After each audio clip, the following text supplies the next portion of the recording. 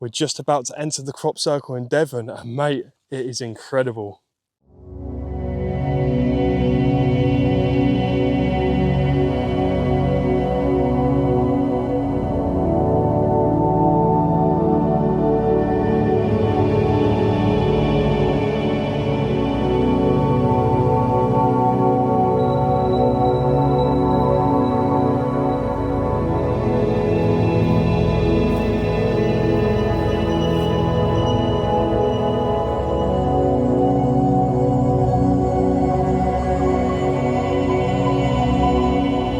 Now, as a small disclaimer before we get into the video, the landowners have asked people not to approach the fields and go on their land, and as of right now they have mowed the crop circle down to deter people from coming on. The reasonings for this was lots of people coming onto their land, banging on their doors, disturbing the livestock and so forth, so they've had to decide to go down this route as a preventative method. So they were nice enough to show us around the site and let a few people on, so a big thank you to them. At least we got it documented nonetheless. Sorry, I was trying to get in touch with the crop circle thing to see if the farm was allowing access. I tried to stay in the tram lines and everything. We only knew about it yesterday. Yeah? I'm Aaron, by the way. What? Nice to meet you, mate. Where are you from? I'm from Australia. Australia? Yeah, that's a long way to come. I know, yeah. This chap is prepared to do a sort of Documentary. Is it your drone up there, or is that someone No, it's someone else's drone up there, man. Yeah, okay. So the one out at Avebury, the farmer actually got the mower out and mowed it mowed down, all over, yeah. I think to keep tourists away. Yes, my daughter suggested that might be a possible thing to do, is to mow it. And, Have you had many people out here? Well, there were 3 out here and we got out last night. We only heard about it. Now, this crop circle appeared, apparently, according to them, around 5 o'clock in the morning on Sunday. Now, the morning that this appeared, Adrian himself said that the horses were acting quite erratic. The horses were neighing and they were unsettled, and kind of a cause for concern. So whether that's people kind of creeping in onto the landscape itself, going in areas where they shouldn't be, that is another question. But we're going to head in now and see what we can find, mate.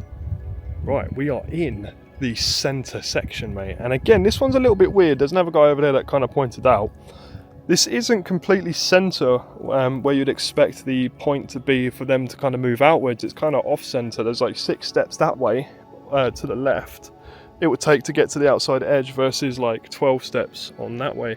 So I don't know about that one. And then obviously someone's placed something in the middle, mate. Look at that, Ralph. It's like got some ball bearings. There's like copper inside. Looks like a bit of spell work, mate. Interesting. But again, obviously looking on the inside, you can see here, it looks like it's been bruised. There's like bruising on that sort of node there, the splitting. But again, this is where people have walked, so we'll go on the outside edge and have a look. Here we go, we're moving this out. Look at that. This is on the outside edge of the centre. It's bent, pushed again. It's like it's frayed, it's snapped. So again, it's just, to me, it seems to be signifying more so a human-made crop circle. We'll try and see if there's any sort of bruising on the stems. Now we're in the outside section and there's about 15 semicircles that cover the outside, 15 or 16 depending if you want to count the reoccurring symbol. So this is on the outside edge and the centerpiece is in the middle over there where those people are standing. Now we're looking at the grain. This is very different to the one that we saw in Swindon, right? Because remember we had the divot in the middle with the post jammed in the middle and a rope that would probably be used to make the formation. Now this is kind of more of a whoosh formation, as you can see here. Look at that. It kind of just follows through a little bit like water, and there was this like a kind of spiral shape here, and there's nothing that we can kind of see which indicates anything of that nature. Look at that. Absolutely amazing. And then obviously you do have some sort of strands standing up as well. They've kind of returned, and the major difference in this crop circle versus the one that we saw in Wiltshire is the health of it. The other one was very damaged and decrepit. It was grey, it wasn't rising back up to the surface, whereas this one is very green and healthy, and the nodes on them are still quite bulky and impressive there, and it does look like they're a little bit bulbous, as you can see. Look at that. Again, we're on another outside circle. There isn't so much, well, there is a little bit of the swell formation, but not as dramatic as the other ones we've seen. There is that little bit that kind of combs out, but again, it follows the same sort of suit where it's kind of being pushed from the outside. and there's like a line that's been drawn inside the semicircle versus the outside. And if we come over here, you can see almost like petals where they kind of flex out. Now the measurements on the outsides of these petals all the way around on this side as well, they basically don't fluctuate. It's like perfect mathematic precision, which is really cool. Now, if you measure from the outside to the center, where the Australian guy helped me out, there was probably about a 30 centimeter difference. There was like minimal fluctuation the whole way around with the overall measurement, which was absolutely amazing to see. And if this was a human-made one, this is like, hats off to you, man. Very impressive. Now the nodes don't seem to be elongated or anything of that nature. They seem fairly uniform here, as you can see. They're quite tight, quite a tight formation there as well. There's no sort of either explosion or elongation that you'd see in more of the anomalous ones. And even on the outside edges here, they're quite uniform. Again, they're about a 2 to 3 mil mean. So we're on the outside edge. Look at this, mate. It's like fluid, like water. Again, one thing to take note of is completely green. The stems themselves look very happy. Look at that. And they're not like the Swindon one where they're kind of decrepit and dead. These still look very happy. And let's have a look on the edge here and see what's going on. And if we kind of peel back, and the reason why we look at the edge, for those of you that don't know, is because it's the less touched and less trodden area. So if you want to find anything that's solidified, you want to look from the outside edge. So here we go. If we look down in here, again, already off the bat, there's areas that have been bent and broken here, which is kind of an indicator that maybe there was some force used. There's some sort of bruising on the stem here, which kind of indicates that there might have been some pressure applied. There is an ounce of scratching on the stem here, as you can see. If you can see that, it's like a bit of a line. It's a bit of a scratch on the side, so maybe a board's kind of rubbed up against it. If we kind of pull out some more here for reference, let's have a look. Again, bent stems and locations versus the Sutton Veny one that I always kind of reference, and the Merkabah one in Clay Hill. None of these stems there were broken. They were plaited, interwoven, and they were rising back up to the sun again like nothing had happened. But the strange thing is, you get the odd, weird stem poking up around, completely unfazed, which is a bit of a head scratcher as well. There's no evidence kind of saying that that's been pushed over. There's just been areas that have been left up. So there you go, it's ambient now. We're not touching anything. I'm touching the inside section straight up to a 50. Just hold it there for a minute. It's just pinging about, like 20s like your usual. It was going up to like a minus earlier, to like a 35. Poke it at another point. The differences in this particular section are quite striking, because versus the outside area where it was quite a mean amount of readings, inside the centre it just fluctuated all over the place, which is a little bit weird. So we're currently in the centre of the crop circle, and we're using a Geiger counter for some readings. Now the readings fluctuated from a 0.30 to a 0.37. Unfortunately, the OLED screen was flickering.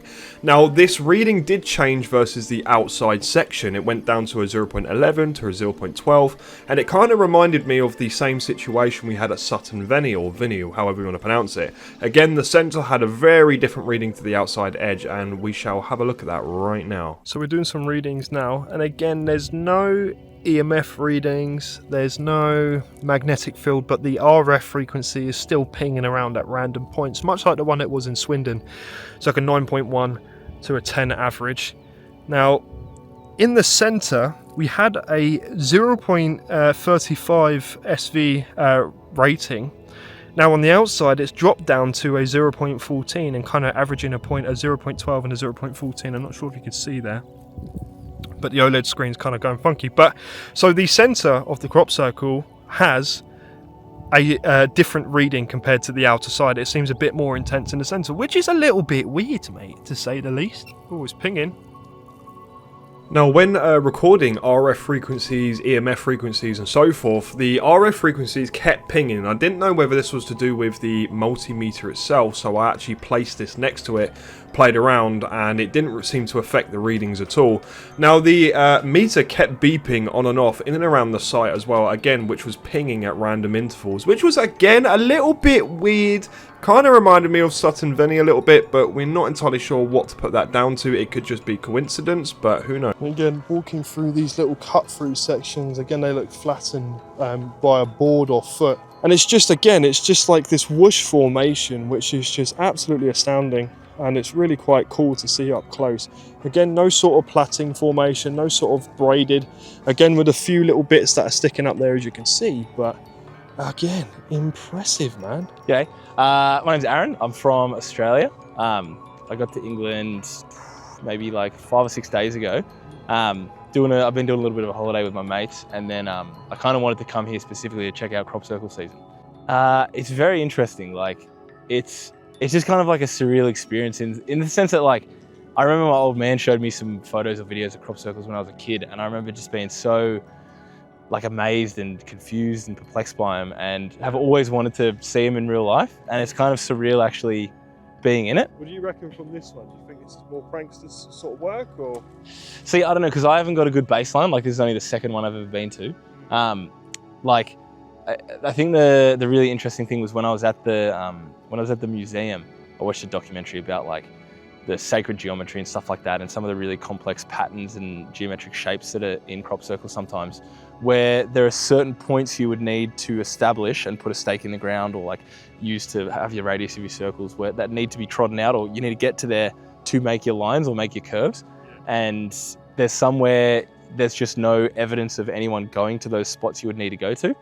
Whereas this one, I think like it does seem like there is like you could get away with getting all your important points without trampling in like the undisturbed crop. But I don't know, like it does seem very perfect. And when we did the measurements before, like when you pulled the tape out, like it was very like accurate. So yeah, I don't know. The only thing that like we're looking at is like the crops kind of not, there's only a few areas where like the crops are kind of like moving up again over here, where they're kind of returning to their own place, but they're not really returning back to what you would expect, like in some of the more anomalous, where they would rise back to the surface. Yeah.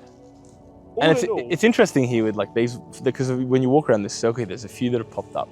Because you wouldn't think like if you were flattening it with a board and a rope that you would miss just random little ones like that. Like you think you'd get it all. So it's strange that those ones have popped up, but others haven't. And this one's just, and because I remember one of the books I read, I think it was Lucy Pringle's book. She kind of like had chapters of like I can't remember what she called, like twofold geometry, where like the shape of the circle was like based on 2 points and like 2 circles, and then there was like threefold where it was like triangular patterns, pentagons, squares, everything. And there was a lot of numbers that you very rarely see. Like you very rarely see something that was like 11, like an 11 sided whatever. This one's I think there was 15. Yeah, 15 like, semicircles. Yeah, which is very uncommon as well. And then you've got like a band outside of that as well. Yeah. An outside band. Yeah. Now, feelings of coming in here, again, it's like an awestruck feeling. Like I kind of get the butterflies in my stomach. Again, this is kind of unison with all the sort of places I've been to already.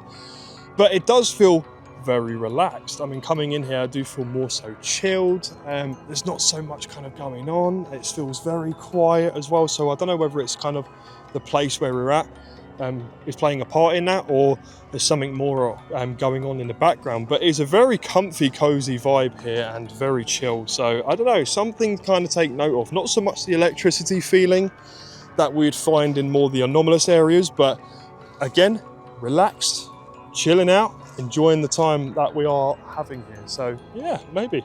Now, I've been talking to the landowners itself, Adrian, who kind of maintains the land. He's a farm worker and a site maintenance person, and John as well, which owns the landscape as well with his wife.